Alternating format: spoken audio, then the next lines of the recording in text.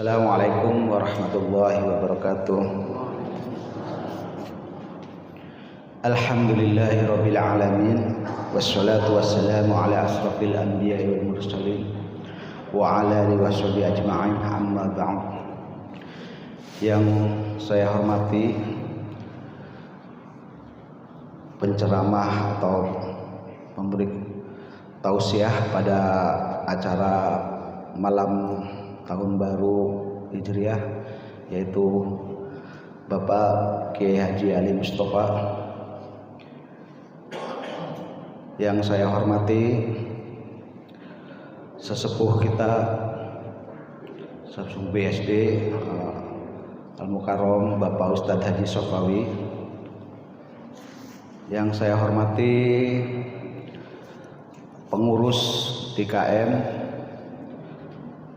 dan juga Ketua RW 12 dan jajarannya,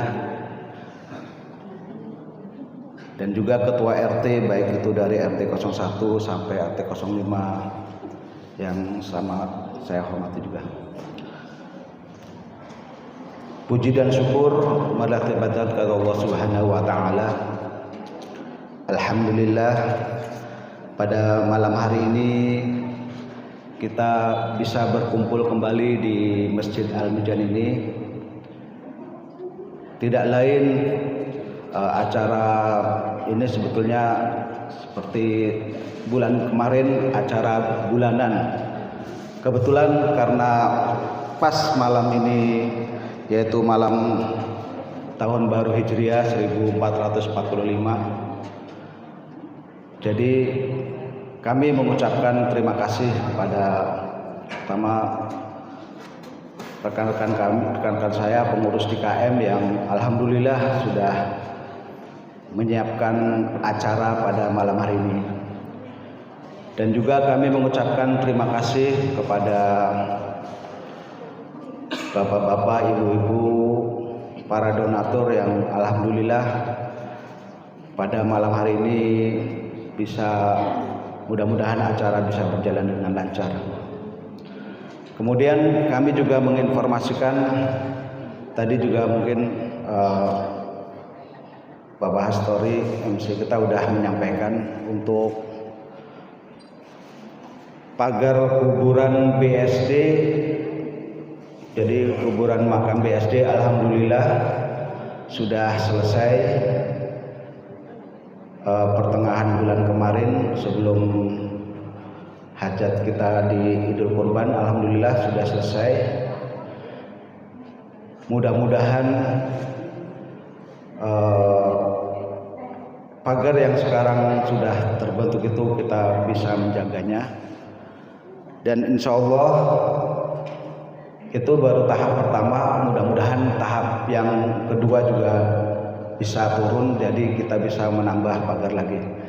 Karena pagar yang sekarang yang dibangun itu hanya makam kuburan yang tahap pertama, sedangkan yang tahap kedua itu yang luasnya sekitar 1850 meter itu belum kepagar. Kemudian kami juga menyampaikan untuk wakaf jalan kuburan tersebut yang alhamdulillah sudah terkumpul sampai dengan hari ini, yaitu 55.150. Jadi masih ada kekurangan karena kita beli jalan makam itu 70 juta. Jadi masih lumayan, masih banyak kekurangannya. Mudah-mudahan bapak-bapak, ibu-ibu, warga Bumi Sarang Damai yang mempunyai kelebihan rezeki bisa berinfak kembali untuk jalan makam kuburan tersebut. Kemudian kami juga menyampaikan alhamdulillah kita kemarin di acara Idul Kurban alhamdulillah berjalan dengan lancar, dan kita sudah punya tempat untuk menyimpan hewan kurban berupa sapi. Kita udah permanen dan mungkin tidak akan pindah ke tempat lain. Kemudian kami juga mohon maaf kepada warga sekitar yang kebetulan rumahnya di dekat masjid, karena acara kurban tersebut mungkin ada sesuatu yang kurang berkenan, mungkin karena penyembelihan hewan kurban itu kita menyembelih mengeluarkan darah, dan kemarin darah itu kebetulan sudah dibersihkan tapi masih ada sedikit bau. Jadi kami atas nama pengurus DKM mohon maaf apabila ada sesuatu yang kurang berkenan, terutama ya warga di sekitar masjid ini. Selanjutnya untuk acara peringatan malam tahun baru 1445, insya Allah Bapak Kiai Haji Ali Mustafa akan memberikan tausiahnya. Insya Allah nanti akan mudah-mudahan acara ini berjalan dengan lancar. Mungkin itu saja dari kami, mohon maaf atas segala kekurangannya. Billahi taufiq wal hidayah. Assalamualaikum warahmatullahi wabarakatuh. Baik, terima kasih kepada Ketua DKM kita Bapak Haji Wawan Sujawandi yang telah memberikan informasinya, yang mana tadi ada beberapa hal penting yang intinya dengan pelaksanaan Idul Kurban kemarin, ketika memang ada warga yang merasa terganggu, mohon kiranya dibukakan pintu maafnya, karena memang yang terjadi itu adalah di luar kekuasaan dari kami sebagai pelaksana. Mudah-mudahan kita semua bisa memahaminya. Baik, berikutnya yaitu pembacaan kitab suci Al-Quran yang akan disampaikan oleh yang terhormat Ustadz Haji Sapawi. Kepadanya kami persilahkan. Assalamualaikum warahmatullahi wabarakatuh.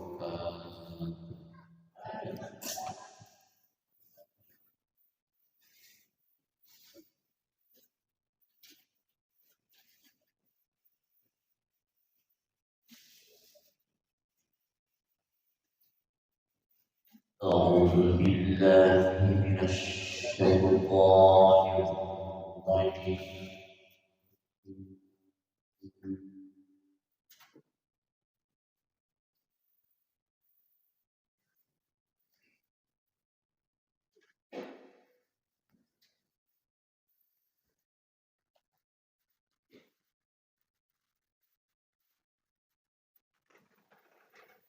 Bismillahirrahmanirrahim.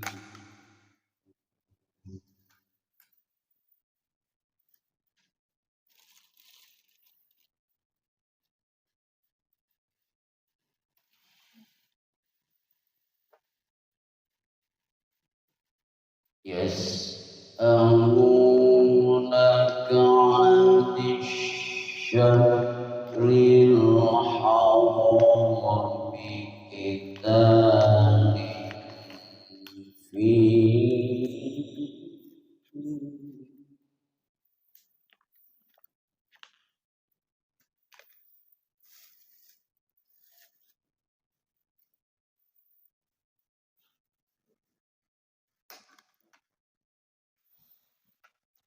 Qul qitalun fihi kabirun wa saddun 'an sabilillahi wa kufrun bihi.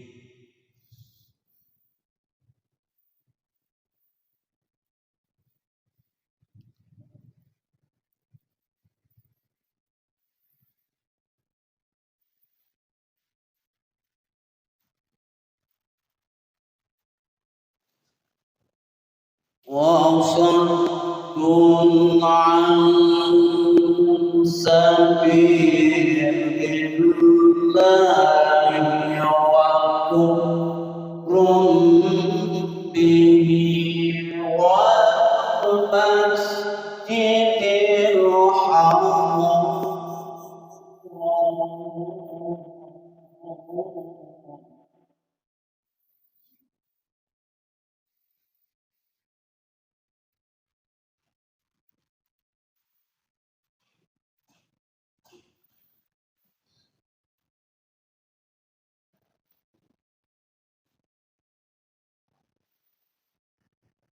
والمسجد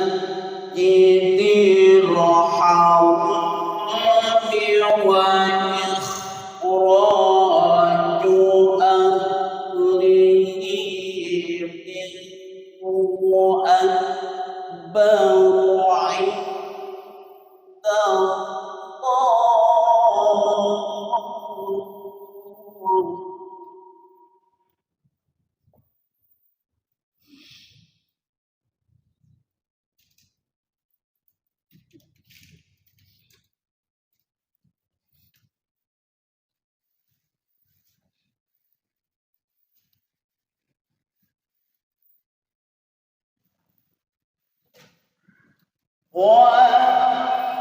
والمسجد الحرام وإخراج أهله منه أكبر عند الله.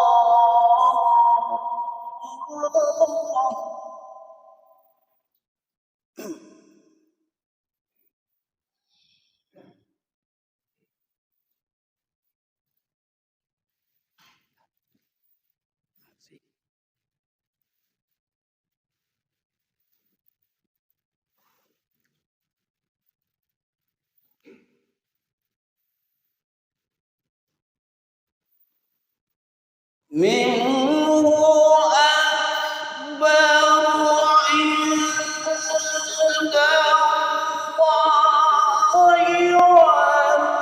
والفتنة أكبر من القتل ولا يزالون يقاتلونكم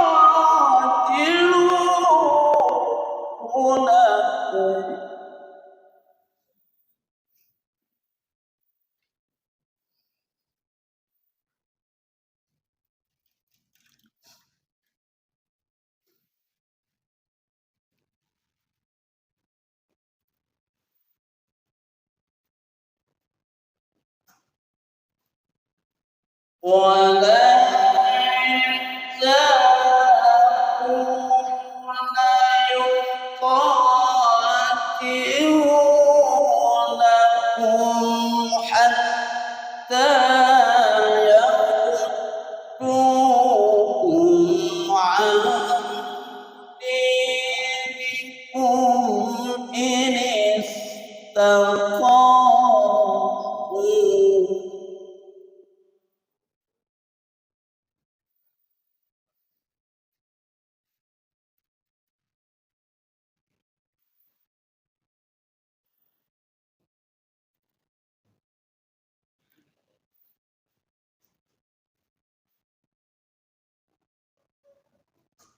ومن يرتد منكم عن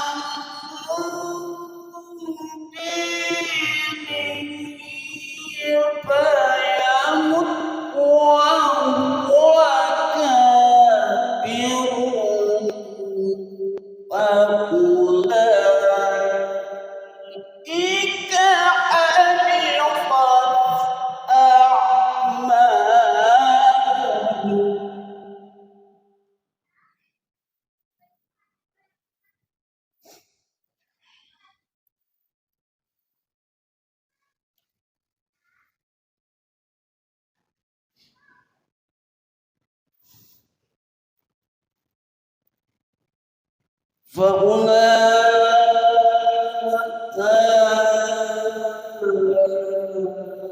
فأولئك حبطت أعمالهم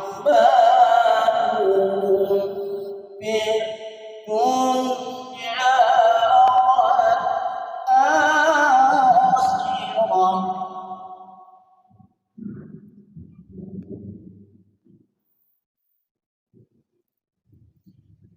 وأولئك أصحاب النار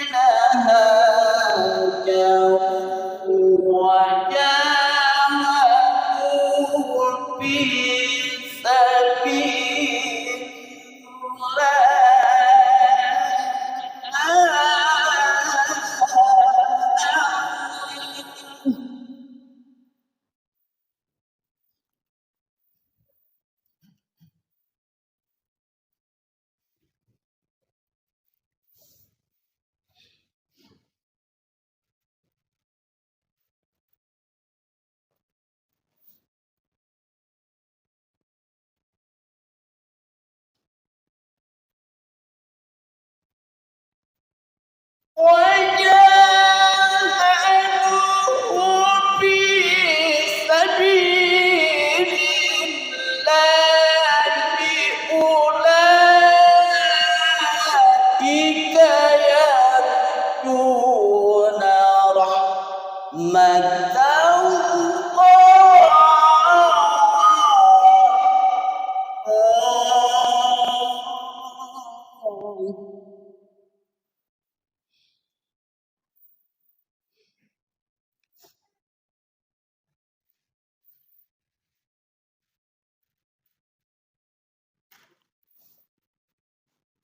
أولئك يرجون رحمة الله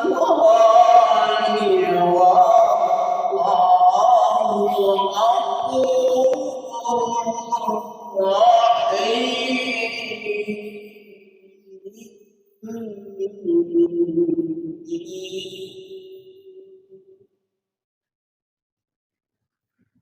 صدق الله العلي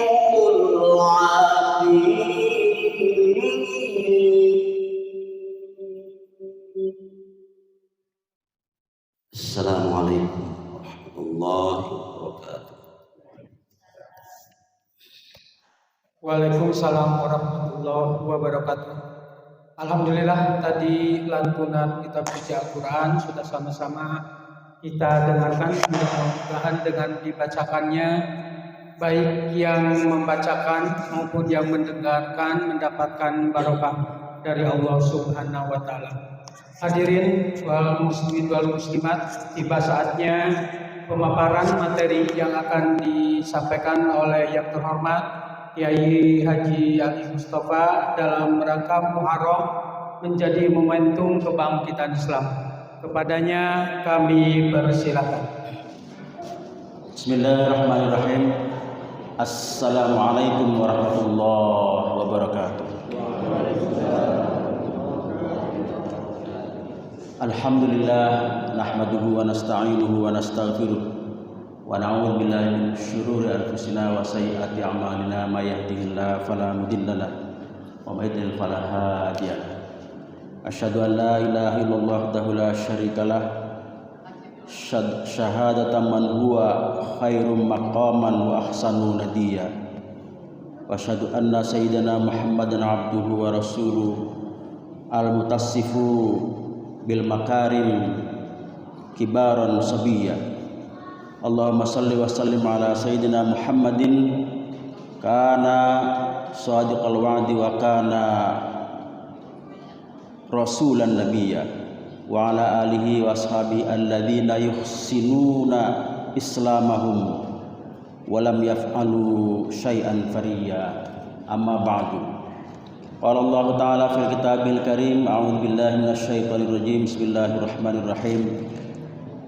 Innal ladzina tawaffahumul malaikatu dzalimi anfusihim qalu fima kuntum qalu kunna mustad'afina fil ard qalu alam takun ardullahi wasi'atan fatuhajiru fiha faulaika ma'wahum jahannam wasa'at masira. Shadaqallahul azim.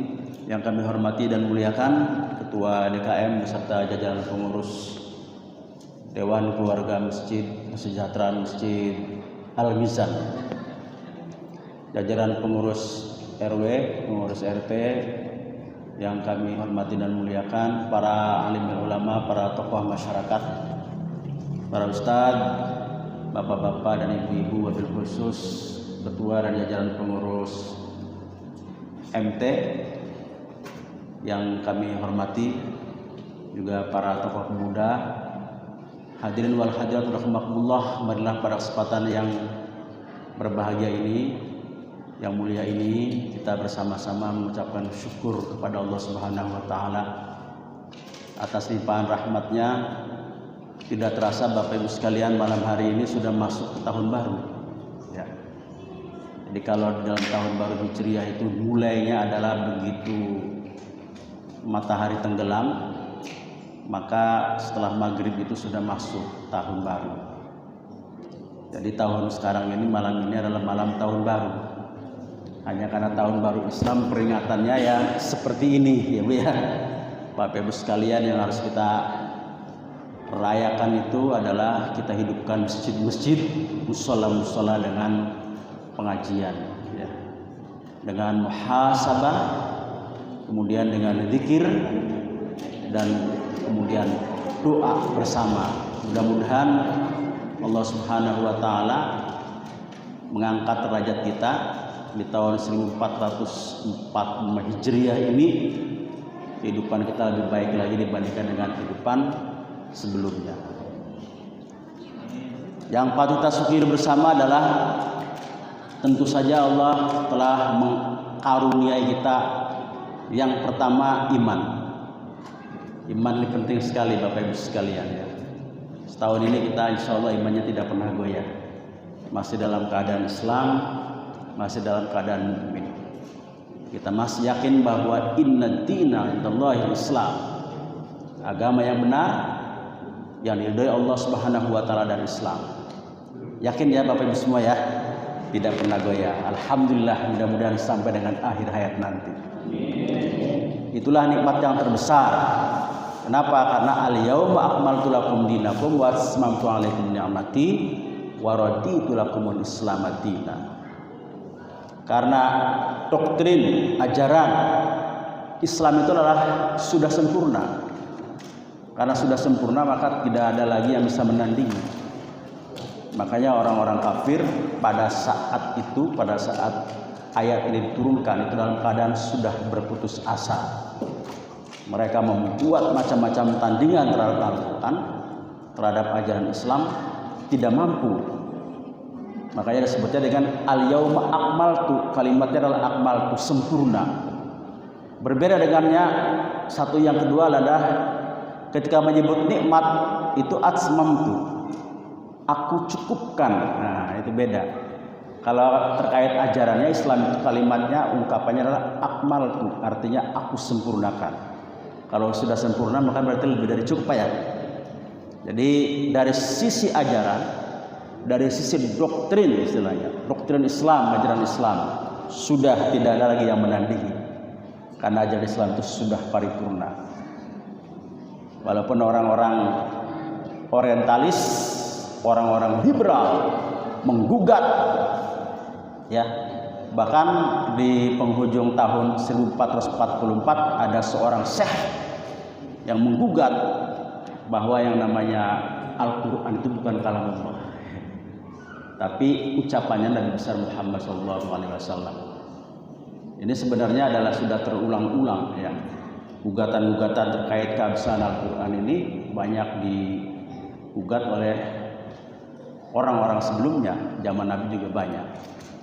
Tetapi Al-Quran sudah menantang, suruh buat, kalau memang sanggup silakan buat.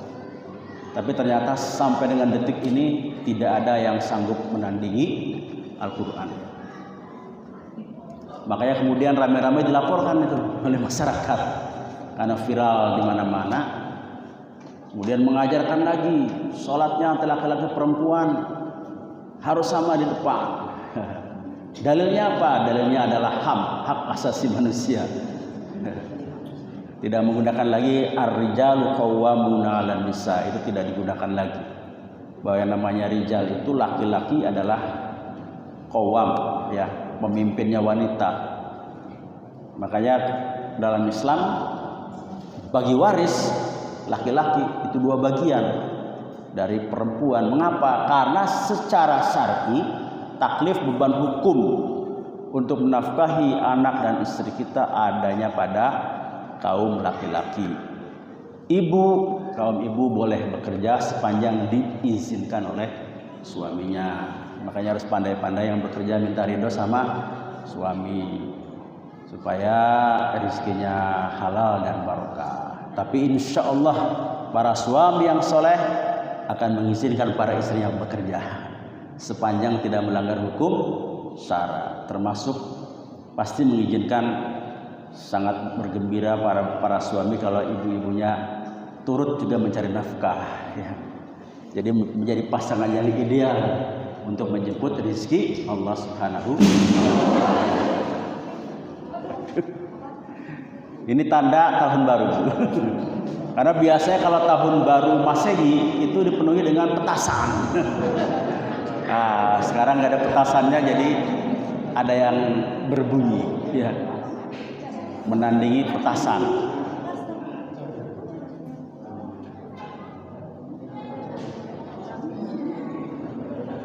Semoga tidak menjadi darurat, ya, tidak mudarat kepada adik-adik kita yang sedang bermain di belakang.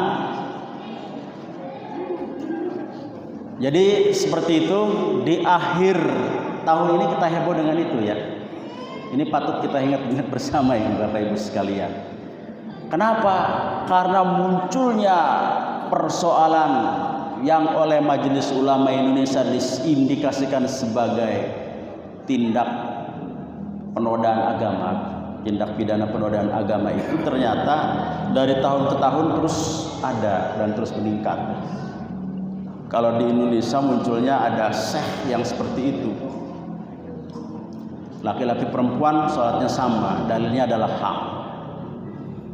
Kemudian kemarin kita berkurban. Berkurbannya kalau di sini kan disembelih, Pak, ya. Sah disembelih, ya. Disembelih, dagingnya dibagi-bagikan. Karena daging kurban itu mengandung keberkahan yang luar biasa. Tapi kalau kurbannya di pesantren Az-Zaitun tidak begitu. Jadi kalau misalnya di kurbannya itu disembelih, itu konsumtif, selesai, nggak ada pengembangan. Makanya korbannya berupa uang, dibelikan, tetap dibawakan bahimatul an'am, diberikan hewan ternak, tetapi ternaknya nggak disembelih, Pak, tapi dipelihara supaya banyak. Jadi hadis yang menyatakan bahwa nanti kita akan ketemu dengan sembelihan kita, dengan darahnya, dengan bulu-bulunya dan sebagainya, itu tidak berlaku. Ya, kemudian tawafnya di sekitar pondok dan melempar jumrohnya itu bukan lagi dengan kerikil, tapi dengan uang dilemparnya. Nah, seperti itu. Makanya kaya raya ada 256 rekening. Setelah dikaji sama PPATK, uangnya ada 15 triliun. Subhanallah, ya. Banyak itu, Bu. Kami mah 1 miliar aja nggak punya, jadi nggak 1 miliar 100 juta aja nggak punya. Tapi ini Syekh punya uang 15 triliun dan beliau kaget. Kok rekeningnya segitu banyaknya? Saya tidak tahu itu, Pak Polisi. Saya hanya cuma tanda tangan aja, gitu, ya. Itu luar biasa. Nah, inilah Bapak Ibu sekalian tantangan al-yaum akmaltu lakum dinakum. Tantangan bagaimana yang namanya ajaran agama yang Islam yang paripurna itu sekarang menghadapi persoalan yang luar biasa. Nah, kalau kitanya tidak ngaji nih Bapak Ibu sekalian, menghadapi situasi zaman yang seperti ini nanti nggak bisa menyaring. Buktinya banyak yang ikut serta di situ menjadi jamaah dari Syekh itu, jumlahnya sangat banyak. Tidak hanya jutaan, tapi jumlahnya banyak, puluhan juta. Makanya kalau musim pemilu begini ramai diperebutkan itu, karena memang suaranya signifikan. Jadi yang perlu kita sama-sama sadari adalah sekali lagi, alhamdulillah kita semua masih dalam diberi oleh Allah nikmat iman dan Islam. Al-yauma akmaltu lakum dinakum wa atmamtu alaikum ni'mati wa raditu lakumul Islam madina. Paling pertanyaannya yang belum diberi oleh Allah itu nikmat kita masih belum dicukupkan, ya. Betul nggak? Karena kita masih merasa kurang aja Bu ya. Paham ya? Ya kalau kami merasakan itu kurang aja. Apalagi kalau misalnya punya anak, ya, anaknya sekolah, makin tinggi sekolahnya, makin dalam itu kita narik uang dari kantong kita, Ibu ya. Nah, oleh karena itu nikmat belum cukup bagi kita. Wa asmamtu alaikum ni'mati wa raditu lakumul Islam madina. Maka perintahnya terkait dengan nikmat-nikmat Allah itu sebenarnya sederhana saja. Yang diperintahkan kepada kita adalah la in syakartum la azidannakum wa la in kafartum inna adzabi lasyadid. Jadi kitanya pandai-pandai bersyukur aja. Tanda bersyukur itu kita itu tidak pernah mengeluh, ya. Jadi diberi berapapun oleh Allah Subhanahu wa taala. Misalnya kita mohon maaf kadang-kadang ibu atau bapak kalau dikasih anak pengen yang laki-laki, ya kan. Muncul lagi perempuan. Kapan ini ya Allah? Ya. Kan kadang-kadang begitu. Wah, itu harus disyukuri aja, alhamdulillah Allah kirim kita anaknya adalah perempuan. Pasti Allah punya rahasia di situ. Artinya nanti apa? Kalau anak kita perempuan, kita akan dimampukan oleh Allah SWT untuk hajat terus, Pak. Hajat sekarang kan mahal, Pak. Minimal 100 juta, 150 ya. Jadi kalau anak kita banyak, berarti Allah sedang mendesain kita itu untuk apa? Untuk hajat. Allah nanti akan mampukan itu hajat. Kalau yang laki-laki terus anaknya, berarti didesain oleh Allah untuk 2 kali dari anak perempuan, karena kita akan menafkahi anak perempuan, gitu. Jadi apapun yang diberikan oleh Allah SWT bagi seorang Muslim sebenarnya tidak ada yang buruk, semuanya adalah baik. Yang kita tidak miliki itu adalah pengetahuan kita terhadap diri kita, terhadap nikmat-nikmat yang Allah berikan. Kata Allah, kalau engkau mau hitung-hitung tuh nikmat kepada kita amat sangat banyak dan tidak akan sanggup menghitungnya. Bisa nggak menghitung nikmat kita, Pak? Paling yang kerasa itu biasanya nikmat kesehatan. Itu pun ingatnya kapan? Kapan? Saat sakit, kerasa banget itu, ya Allah, badan ini pada cekot Bu ya. Sebelum cekat-cekat mah hantem aja itu, nggak ada istirahatnya, siang malam itu. Bergerak terus, aktivitas terus.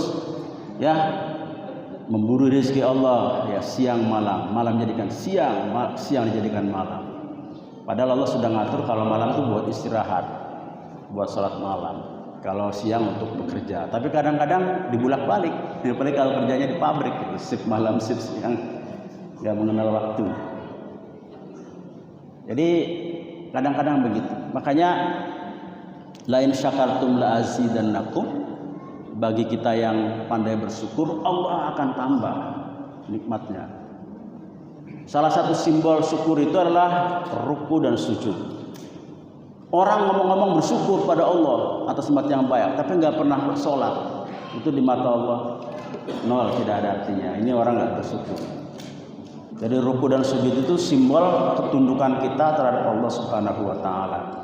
Rasa syukurnya di situ. Makanya salah seorang penafsir terkait dengan asmam itu, jadi yang namanya nikmat itu bisa disempurnakan, ya, di hadapan Allah itu dengan beribadah. Puncak kesempurnaan nikmat itu adalah ibadah haji. Ibadah haji itu sebenarnya puncak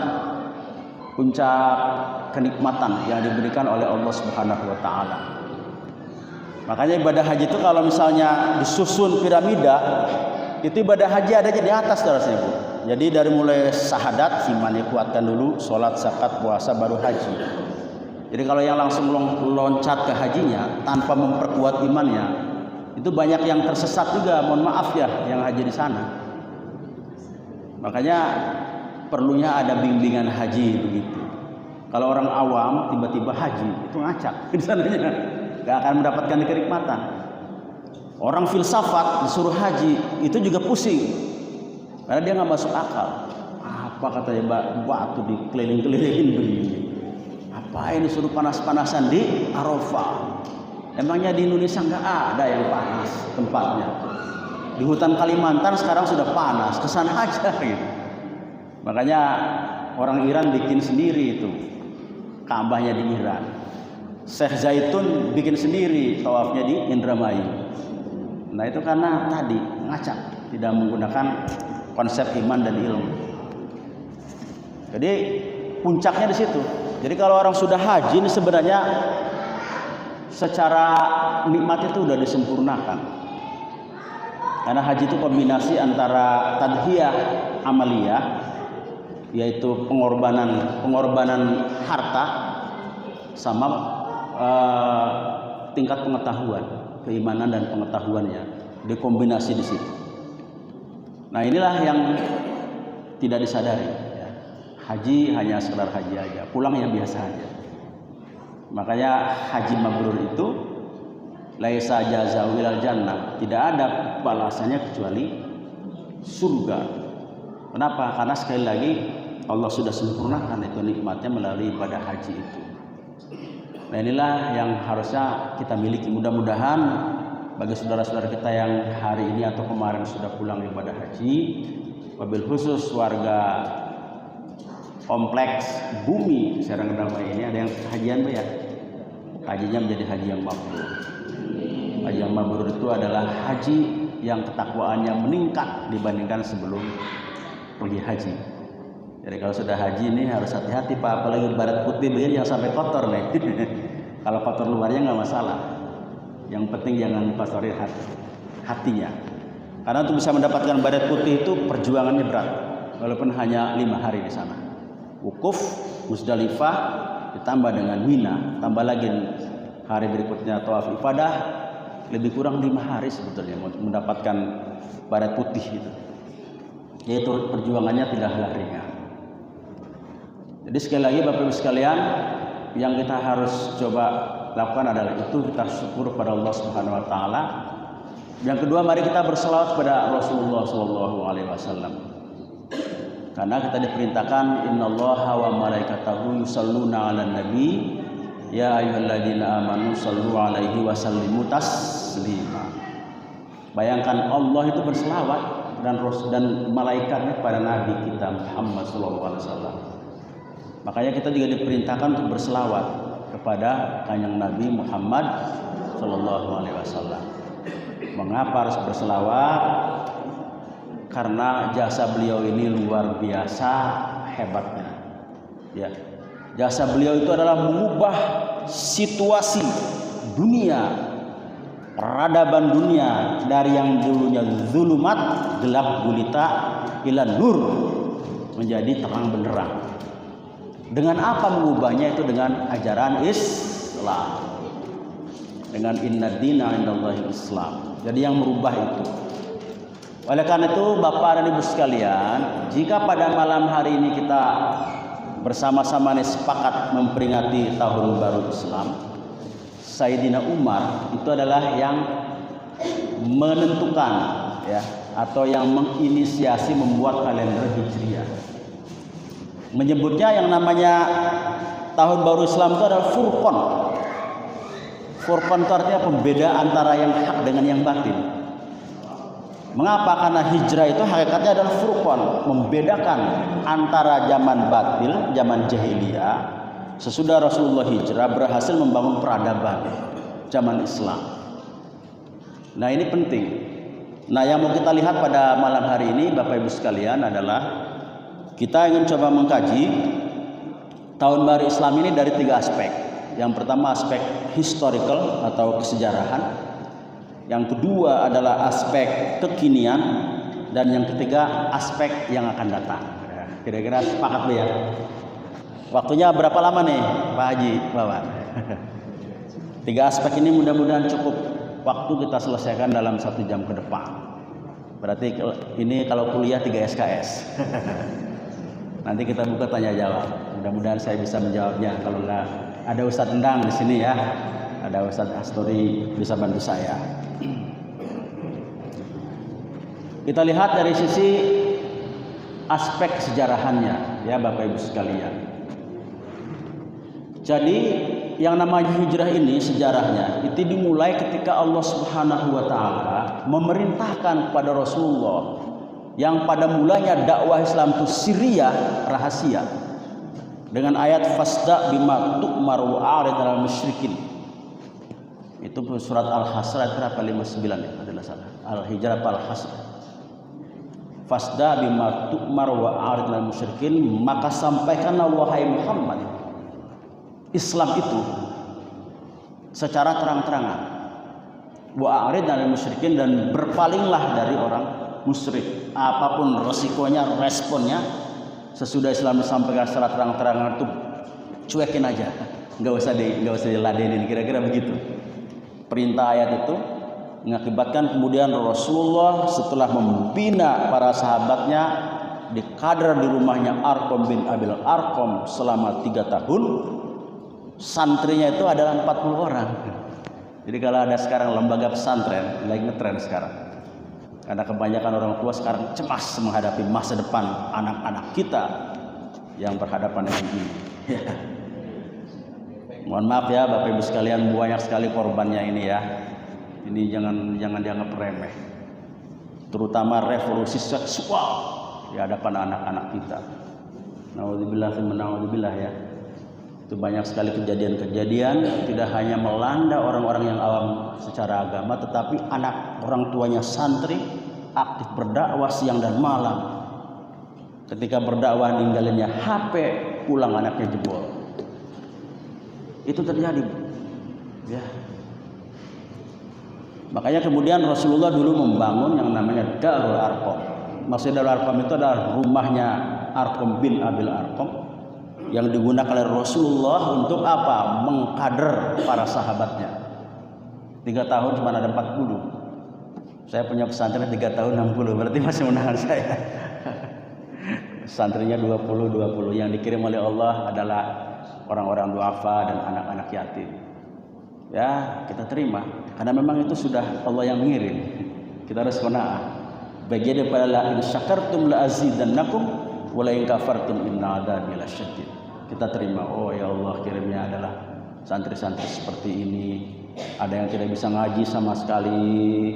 Orang-orang mah enak punya pesantren itu diseleksi, bayarnya mahal-mahal, nggak mau nerima yang begitu-begitu. Kalau kami terima semua, karena ini adalah bagian daripada amanah dari Allah. Kita hadapi begitu. Nah, santrinya itu yang paling muda adalah Sayyidina Ali, umurnya 7 tahun. Yang paling besar adalah Sayyidina Hamzah. Saat itu kalau tidak salah umurnya 50 tahun. Dididik oleh Rasulullah SAW, mereka semua hafal Quran. Karena Al-Qurannya datangnya bertahap, sedikit-sedikit dihafal. Makanya menjadikan anak sebagai hafid itu Bapak Ibu sekalian adalah amanah Allah. Salah satu teknik cara mengamankan Quran itu dengan mencetak anak-anak kita menjadi hafid. Kalau anak-anak kita nggak bisa hafid, orang tuanya harus hafid.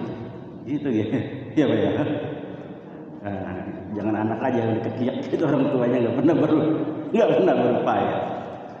Ya memang tidak mudah, tetapi kalau kita minta sama Allah, insya Allah ya banyak orang-orang yang di usia tua juga itu ada yang sampai hafid kalau memang Allah menghendaki. Tetapi yang paling penting adalah semangat kecintaan kita kepada Al-Quran sebagaimana yang ditujukan oleh Sayyidina Hamzah, Sayyidina Ali, ya, kemudian Bilal bin Rabah dan seterusnya, ya. Semua para sahabat Nabi yang 40 itu semua cinta Quran, menghafal Quran. Ketika ada perintah wa'adal musyrikin, mereka berjalan ke bukit Safa yang sekarang jadikan Sa'i, Safa dan Marwah, bolak-balik sebanyak 7 kali. Bagi yang sudah umroh atau haji, saya kira sudah tidak asing, menyeru kepada orang-orang Quraisy yang saat itu mereka memenuhi sekitar Ka'bah dengan patung-patung, menyatakan bahwa saya adalah utusan Allah. Kalian diminta beriman pada Allah Subhanahu, kepada Rasul, pada Nabi Muhammad SAW. Kemudian ada yang menentang, namanya Abu Lahab. Kurang ajar kami itu Muhammad, mengumpulkan kami semua di sini panas-panasan hanya diceramahi, suruh beriman sama kamu. Dasar kamu orang sinting, orang gila dan sebagainya. Makanya turunlah yang namanya ayat tabat saja Abi Lahab. Celakalah kedua tangannya Abu Lahab. Diabadikan dalam Al-Quran karena dia orang yang menentang pertama kali dakwah Rasulullah SAW. Sudah diperintah dakwahnya terang-terangan. Nah, atas itulah dengan provokasi Abu Lahab dan sejenisnya, kemudian Rasulullah dan para sahabatnya mengalami kekerasan, Pak. Kalau dalam istilah sekarang ada kekerasan verbal, kata-kata kotor, disebutnya adalah Muhammad orang gila, majnun, penyihir dan sebagainya. Kalau ungkap Al-Quran seperti itu, ya, majnun, penyihir, orang gila, tukang sihir, tukang sulap, tukang tipu, pembohong, pokoknya gelar-gelar yang gak enak lah semuanya diberikan pada Rasulullah dan para sahabatnya yang beriman. Kalau sekarang mungkin fundamentalis, radikalis, teroris, yang gak enak begitu sekarang juga muncul. Ini mirip-mirip dengan Abu Lahab. Kalimat-kalimat Abu Lahab itu adalah bagian daripada kalimat-kalimat peyoratif yang merendahkan orang-orang yang beriman di pada zamannya. Jadi pada setiap zaman itu pasti akan muncul model-model Abu Lahab, ya, Abu Jahal akan muncul sama. Tinggal kita mau berperan di mana? Berperan sebagai sahabat Nabi yang beriman, yang memperjuangkan Islam, atau kita berdiri bersama-sama dengan Abu Lahab yang dengan begitu hebat mengeluarkan kata-kata kotor, memberikan label-label jelek kepada orang-orang yang baik-baik. Selanjutnya bagaimana? Rasulullah itu kalau sholat, Pak, itu sering ditimpukin sama kotoran hewan lagi sholatnya. Sampai yang namanya Siti Fatimah anaknya itu ketika pulang itu sering menangis karena pulang dari masjid atau dari tempat ibadah, pulang ke rumahnya itu dalam keadaan sudah kotor, berlumuran dengan kotoran unta, kotoran kuda. Kita pernah ngalamin nggak di sini salat kayak gitu? Seperti itu. Sampai kemudian terjadi penyiksaan fisik pada para sahabat. Salah satunya yang terkenal adalah Bilal bin Rabah yang ditindihi batu besar, ditelanjangi di di tempat yang panas, yang terik, suruh keluar dari Islam. Saya mengatakan ahad. Kemudian siapa lagi yang hebat siksaannya? Yang namanya Yasir, ya, Yasir itu juga disiksa luar biasa. Siapa lagi? Banyak ya. Yang namanya kalau tidak salah Khabbab itu juga sama, sampai dengan kemudian ngomong sama Rasulullah, wahai Rasulullah, engkau kan Rasul, kami ini sudah tidak kuat lagi menghadapi siksaan seperti ini. Cobalah minta pada Allah Subhanahu wa taala agar kami ini segera ditolong, ya, agar segera ditolong, agar agama ini segera dimenangkan. Jangan seperti ini terus, kami sudah tidak tahan. Kemudian dijawab oleh Allah Subhanahu wa taala, am hasibtum an tadkhulul jannah walamma ya'tikum mathalul ladzina khalau min qablikum massatumul ba'sa wad dharra wa zulzilu walladzina, kemudian mata nasrullah walladzina ma'ahu mata nasrullah ala inna nasrullahi qarib. Kata Allah Subhanahu wa taala terhadap orang-orang yang beriman, am hasibtum, apakah kalian mengira antadkhulul jannah, orang-orang yang mengaku masuk Islam itu, yang beriman itu akan diberikan surga begitu saja. Walamma ya'tikum mathalun khalau min qablikum, padahal belum didatangkan kepada kalian semua, ya, itu suatu ujian sebagaimana Allah mendatangkan kepada kaum sebelum kalian. Dengan apa? Masatumul ba'sa, ya, diujinya dengan apa? Yaitu dengan kemelaratan, dengan kesusahan, wabdorro, dengan penderitaan, baik lahir maupun batin, wazulzilu, dan guncangan. Hatta yaqula Rasul walladzina ma'ahu, sehingga kemudian berkatalah Rasul walladzina ma'ahu, dan dengan bersama-sama orang yang bersamanya, waladina mau mata nasrullah, kapan pertolongan Allah itu datang wahai Allah? Jawabannya ala inna nasrullahi qarib. Sesungguhnya pertolongan Allah itu dekat. Kira-kira apa itu maknanya, Pak? Jadi saat itu penderitaan yang dihadapi oleh para sahabat luar biasa. Jadi Yasir itu disiksa dengan istrinya namanya Sumayyah dengan penderitaan yang luar biasa, luka-luka. Kemudian datang Rasulullah di situ tidak bisa membela, hanya dengan fasbir. Ya ahli Yasir, Yasir dan keluarganya.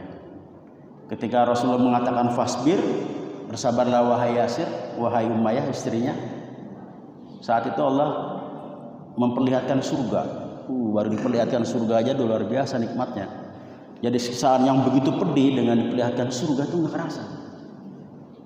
Itu salah satu keajaiban daripada iman. Nah, artinya di sini ya dalam Al-Baqarah 214 itu ingin menegaskan bahwa pada saat di puncak-puncaknya penderitaan itu artinya sudah sangat dekat pertolongan Allah itu, Bu.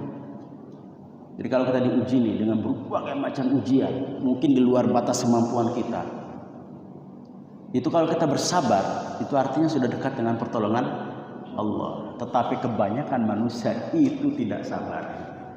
Makanya para ulama biasanya suka menyayangkan salah satu doa yang tidak terkabul itu adalah ketika Allah mau menolong saat kita menderita di puncak-puncak penderitaan, kitanya berburuk sangka, doa saya nggak dikabulin, udah purik duluan istilahnya gitu, udah pundung.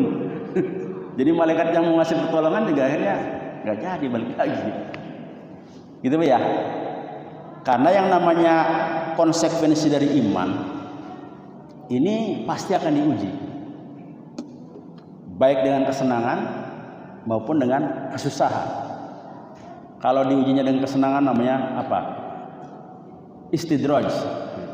Kata Allah mau diogo, kata orang sini. Wah, ini popogin aja. Padahal nanti ujungnya mau dijerumusin. Apa ya? Tapi ada orang yang disiksa dengan penyakit yang luar biasa, tapi dia bersabar, dicuci itu dosanya itu.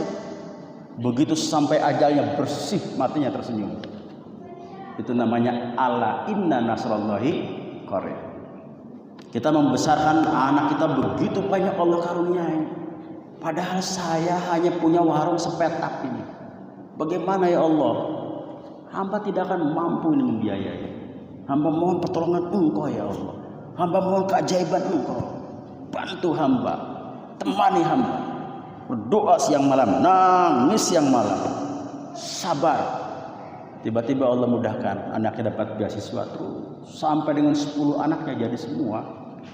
Di masa tuanya tersenyum. Itu artinya apa? Ala inna nasrullahi qarib. Pertolongan Allah itu dekat. Ukuran dekat atau tidak itu dari mana? Ibu-ibu ngantri nih, mohon maaf ya, pasien ke dokter. Waktunya misalnya per pasien itu 5 menit, tapi ibu nggak sabar, terasa cepat atau terasa lama? Lama sekali kan? Sama sepertinya anak-anak kita yang sedang puasa itu ya, sedang puasa. Wih, semenit aja, kapan sih bukanya lama amat gitu? Tolong sini putar itu Bu, biar cepat buka, ya kan? Jadi yang ternyata yang membuat kita lama dan tidak lama itu adalah tingkat kesabaran. Puluhan tahun kalau kitanya sabar terasa. Karena kitanya sabar, Allah kasih kenikmatan itu terasa nggak kerasa maksudnya. Terasa pendek begitu. Ya. Makanya kan kenapa dalam Al-Qur'an itu disertakan innallaha ma'as-sabirin, innallaha ma'as-sabirin itu. Jadi kalau Allah itu beserta orang-orang yang sabar, itu adalah seperti itu.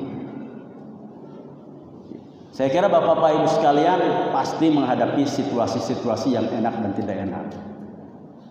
Dan tentu saja kita menghadapi kesabaran itu, ya. Bagi yang sabar, saya yakin Allah pasti akan memberikan kenikmatannya. Tetapi bagi yang tidak sabar, pasti akan merasa terkekang, ya. Betul nggak? Merasa lama. Nah ini untuk menegaskan saja dalam surat Al-Ankabut juga ayat 2 dan 3. Allah tegaskan ahasiban nasu an yusraku ayyaqulu amanna wa hum la yuftanun. Apakah manusia mengira an yusraku akan dibiarkan saja ayyaqulu amanna, mengatakan mereka itu beriman kepada kami, wa hum la yuftanun, sementara mereka belum diuji.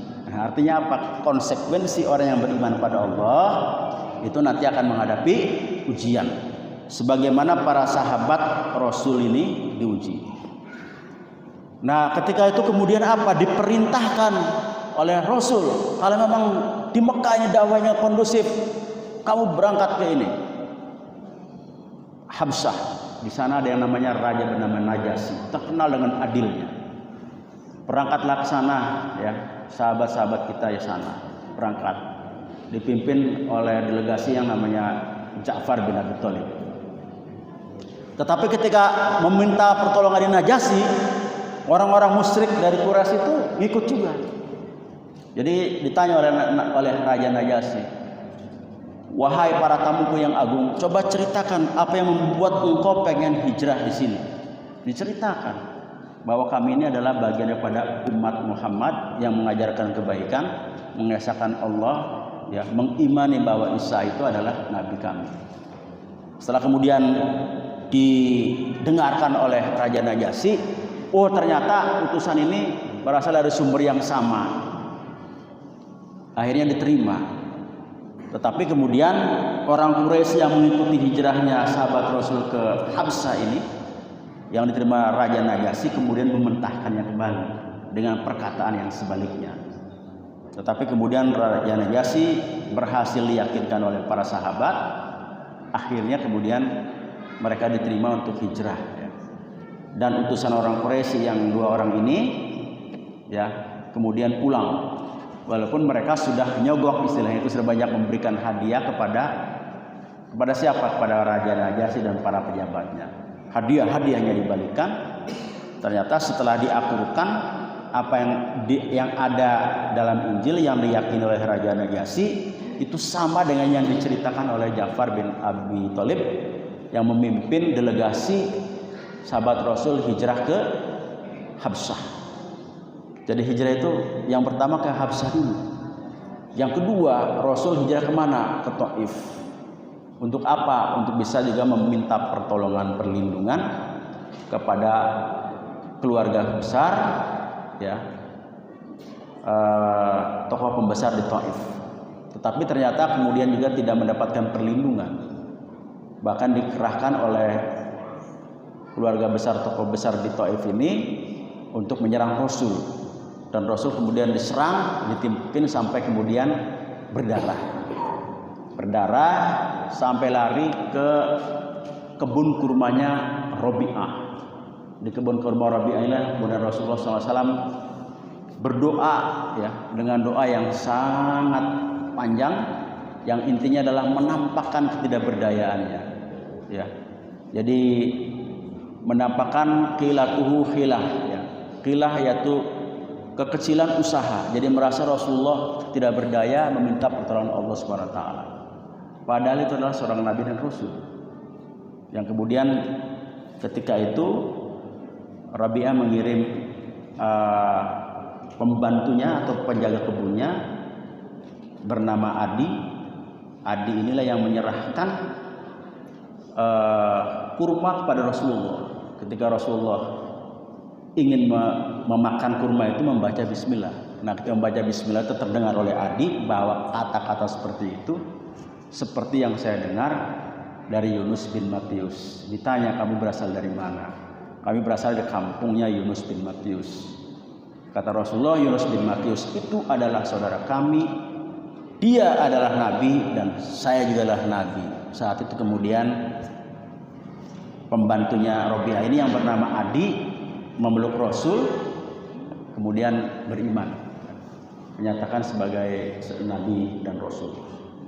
Setelah itu kemudian Rasulullah dari Taif ini balik lagi ke Mekah, walaupun situasi Mekah tidak kondusif, lalu dibantu, ya, untuk masuk lagi ke Mekah itu dengan sahabat yang bernamanya Adis kalau tidak salah itu, sehingga bisa masuk lagi ke Mekah. Nah sesudah itu ibu-ibu sekalian, penyiksaan tidak pernah berhenti.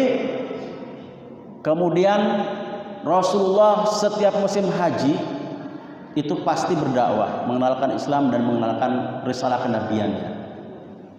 Pada tahun pertama setelah itu, di tahun haji yang pertama berdakwah Rasulullah, kemudian berimanlah sebanyak 6 orang penduduk Yasrib. Dari 6 orang ini tahun berikutnya dia datang dengan 12 orang penduduk Yasrib, ketemu lagi dengan Rasulullah, kemudian mereka berbaiat, menyatakan beriman dan setia kepada Rasulullah SAW. Tapi masih belum ada kalimat memberikan perlindungannya. Kemudian dari 12 orang pulang lagi, tahun berikutnya datang lagi sebanyak 70 orang laki-laki dan 2 orang perempuan berbaiat lagi di Bukit Aqobah yang dipakai untuk lempar jumroh itu. Di tahun yang 12 orang itu baiat Aqobah yang pertama, kemudian baiat Aqobah yang kedua. Setelah baiat Aqobah yang pertama itu Rasul mengutus Mus'ab bin Umair, ya, yang akhirnya membawa di Aqobah yang kedua sebanyak 70 orang.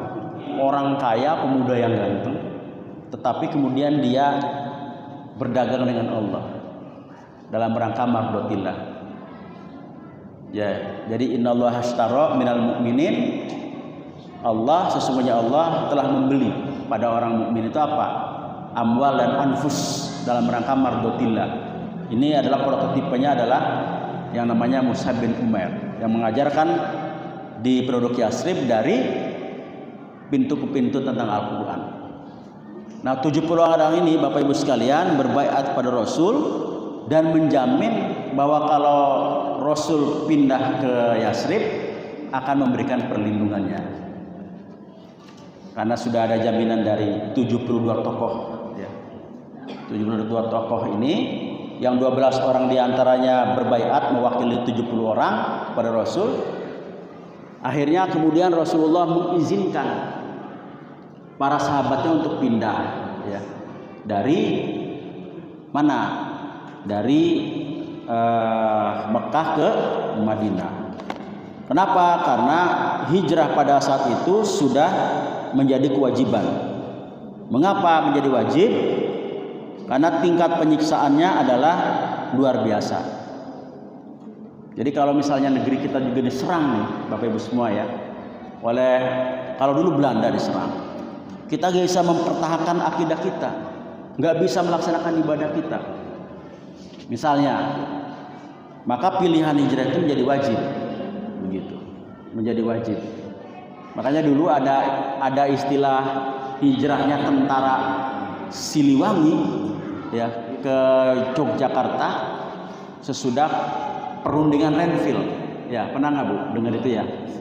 Terjadi kekosongan kekuasaan di Jawa Barat, makanya kemudian Kartosuwiryo memproklamirkan negara Islam Indonesia, NII itu, yang kemudian sekarang berkembang menjadi ada KW 9, KW 10, 11 dan seterusnya itu, ya, yang Syekh Panji Gumilang menjadi komandan KW 9 kelanjutannya. Nah, salah satunya mengisyaratkan Rasulullah hijrah itu adalah Quran surat An-Nisa 97. Allah berfirman, "A'udzubillahi minasyaitonir rajim. Bismillahirrahmanirrahim. Innal ladzina tawaffahumul malaikatu dzalimi anfusihim qalu fima kuntum. Qalu kunna mustad'afina fil ard. Qalu alam takun ardullahi wasi'atan fatuhajiru fiha fa ulaika ma'wahu jahannam wa sa'at masir." Sesungguhnya kata orang-orang yang dicabut nyawanya oleh malaikat dalam keadaan mendalimi dirinya sendiri, para malaikat bertanya, "Bagaimana kamu ini?" Mereka menjawab, "Kami orang-orang yang tertindas di bumi Mekah." Para malaikat bertanya, "Bukankah bumi Allah itu luas sehingga kamu dapat berhijrah atau berpindah-pindah di bumi itu?" Maka orang-orang itu tempatnya di neraka Jahannam, dan Jahannam itu seburuk-buruknya tempat kembali. Jadi di sini sesungguhnya orang-orang yang diwafatkan oleh malaikat dalam keadaan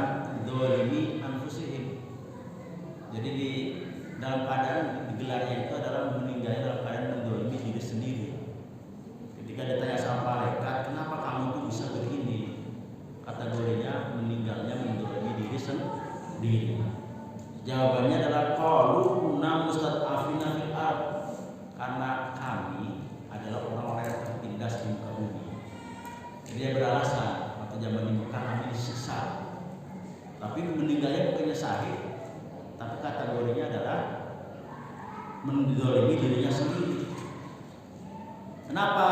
Kata malaikat, qalu alam takun ardullahi wasi'ah, bukankah yang namanya bumi Allah itu wasi'ah, luas? Fatuhajiru fiha, kenapa kamu tidak hijrah fiha, di dalamnya? Jadi orang-orang yang bertahan di kota Mekah dalam keadaan tertindas, tidak mau hijrah, kemudian terbunuh, itu dianggapnya adalah oleh malaikat dzalimin nafsi, mendolimi dirinya sendiri. Artinya posisi di mana kondisi yang seperti ini hijrah itu jadi wajib. Makanya kemudian hijrah termasuk Rasul juga hijrah. Karena Rasul itu sudah diancam dibunuh, diintai siang dan malam. Makanya atas dasar ini kemudian Abu Bakar sudah ngajak keluar, tetapi Abu Bakar ditahan oleh Rasul. Tunggu Abu Bakar, saya, kata Rasul, masih menunggu perintah dari Allah.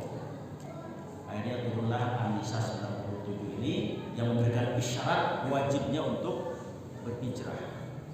Maka hijrah Rasul, kemudian tempat tidurnya dipilih oleh Sayyidina Ali saat mau digerebek, yang adalah Sayyidina Ali. Kemudian ketika melewati orang-orang musyrik yang mengintai itu, mereka dibuat oleh Rasul untuk hantu. Dibacakan surat Yasin ayat 9. Wajalna baik aidin sadau wal sadaq wa sarfahula yusiru. Oleh Rasul dititipkan ke tebu atau semacam pasir ditaburin, lempar-lempar begitu, kemudian pada ini kadang-kadang dipakai juga, ini kan sini ya, oleh para mahasiswa yang dulu kalau naik bis supaya bebas dari tagihan dari belajar. Berjalan dan telah kami jadikan mimbainnya itu sadar, di antara itu sadar atau haram. Falsaidahum fa'udai sudah, kemudian mereka tertutup dan tidak bisa melihat. Nah itu. Jadi ada jangkinya tuh Pak. Jadi ketika Rasulullah keluar dari kepungannya atau intaian orang-orang musyrik yang membunuhnya ini, dibacakan itu akhirnya Rasulullah selamatlah bersama Abu Bakar, bersembunyi di gua Thur. Di sana juga dicari lagi ada yang ikutinnya. Kemudian atas izin Allah Subhanahu Wa Taala, ya, tidak tercium.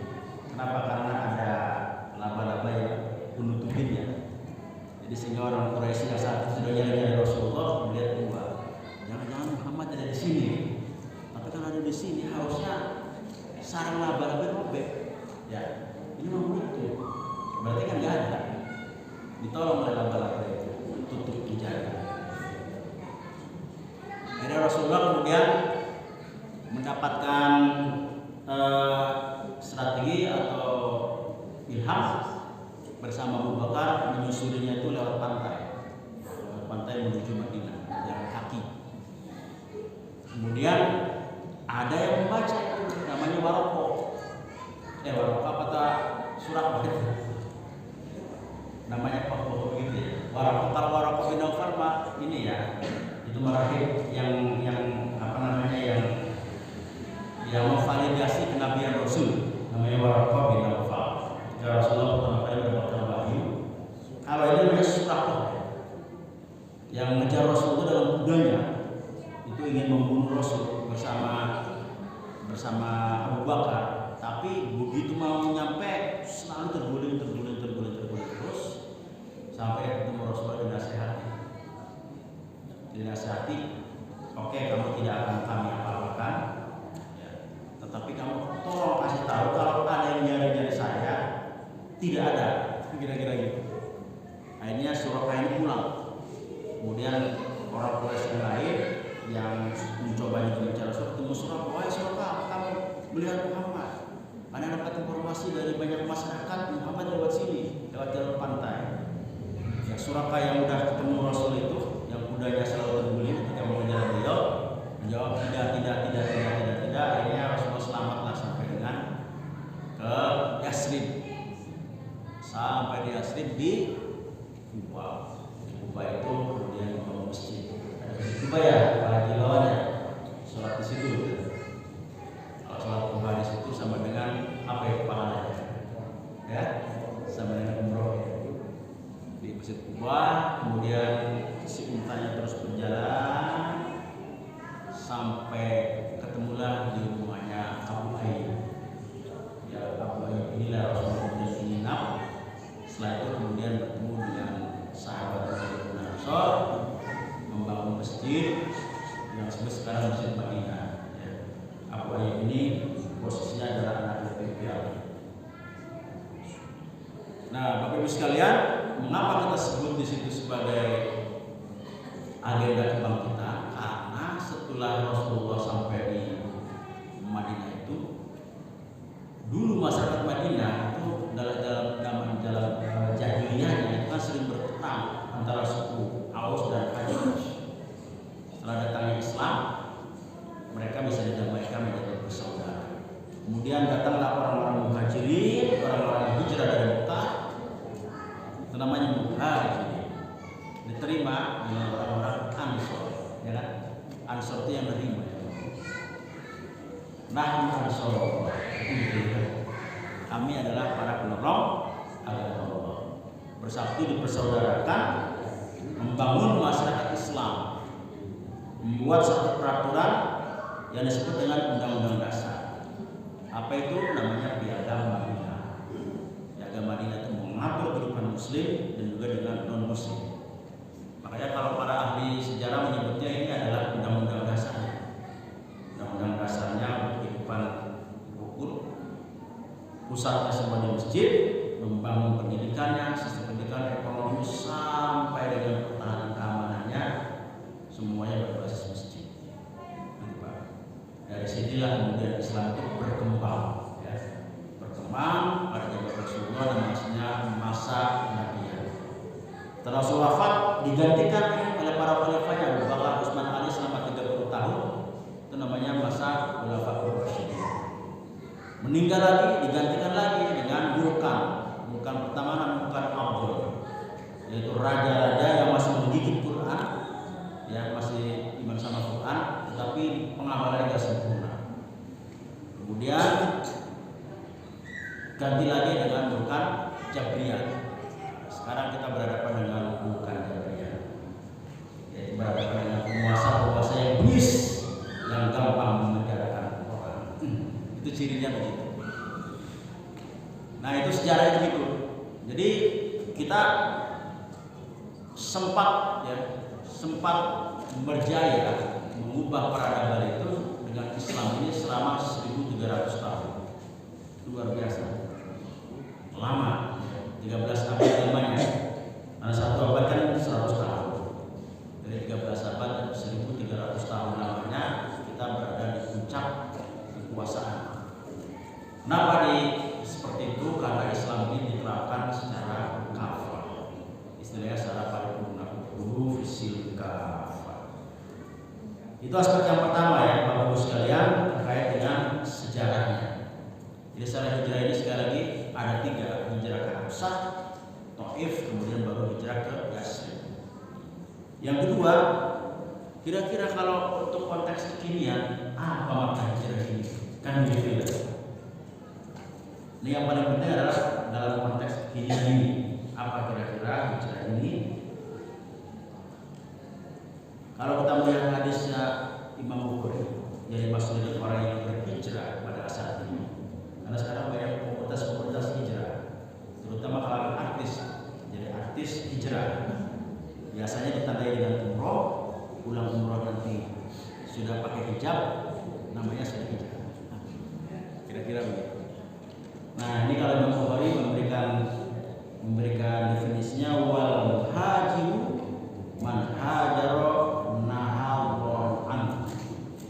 Muhajir itu orang yang berhijrah,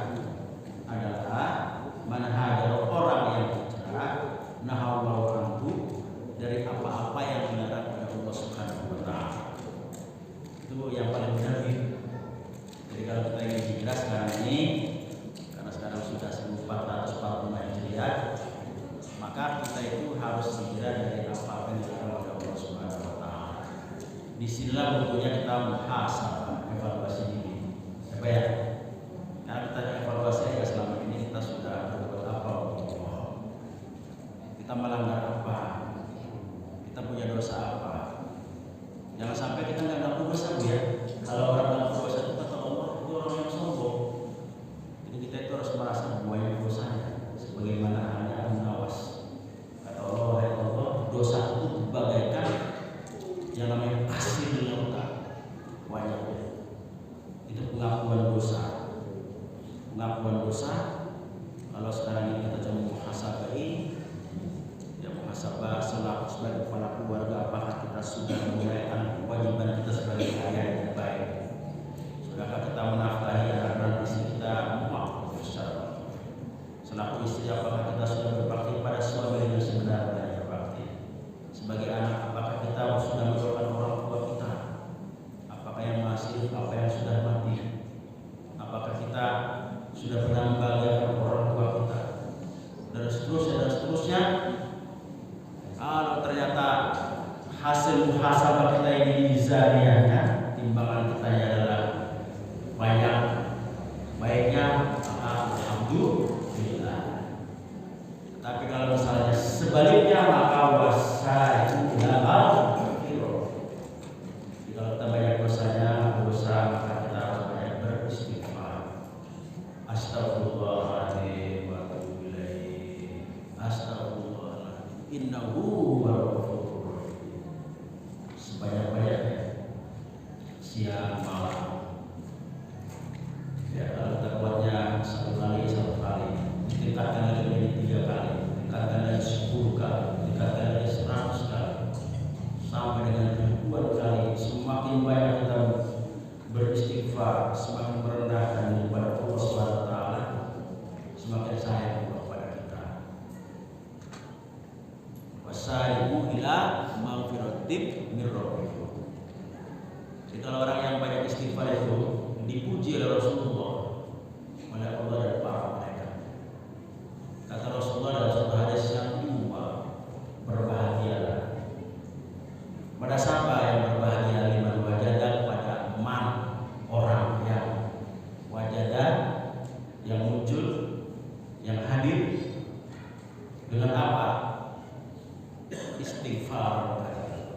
Liman wajadah fi suhufihi, yang muncul dalam lembaran-lembaran catatan malaikat roh dan atid. Dicatat itu kita tuh ahli istighfar. Istighfar katsir. Tuba, berbahagia. Liman wajadah, bagi orang yang apa? Fi suhufihi, yang ditemukan dalam lembaran catatan amal, itu adalah istighfar katsir, yaitu istighfar yang banyak. Kenapa? Karena istighfar itu pertama adalah pengakuan dosa kita. Yang kedua, merasa kita ini tidak sombong di hadapan Allah, tidak merasa suci. Orang yang tidak pernah istighfar, apalagi tidak pernah berdoa, itu dilaknat oleh Allah, termasuk orang yang sombong. Termasuk kalau yang habis sholat itu buru-buru, tidak berlama-lama, tidak rindu dengan Allah. Jadi istighfar itu adalah wasilah alat komunikasi dengan Allah Subhanahu wa taala. Setelah beristighfar, apalagi kalau misalnya istighfarnya itu kita kirimkan untuk diri sendiri. Astagfirullahaladzim ya Allah, untuk diri sendiri, untuk suami saya, untuk istri saya, untuk bapak dan ibu kita, baik yang masih hidup yang sudah terus sampai dengan ribuan kali semua disebutin. Tetangga-tetangga kita, sahabat-sahabat kita, semua dimintakan ampunan. Tuba, berbahagialah. Liman wajada fi suhufihi istighfaran katsiran. Ditemukan nanti mereka mencatat itu. Dari 1000 kali yang diistighfarkan oleh si fulan ini, semua orang dimintakan ampun. Luar biasa. Sedekah. Sedekah yang rahasia, yang sir. Itu jarang seperti itu. Pernahkah kita mengistighfarkan orang yang menghadiah kita? Nah, kalau sudah sampai ke sana kita sudah bagus. Terbaca keimanan. Ternyata juga Bapak Ibu sekalian, kalau kita lihat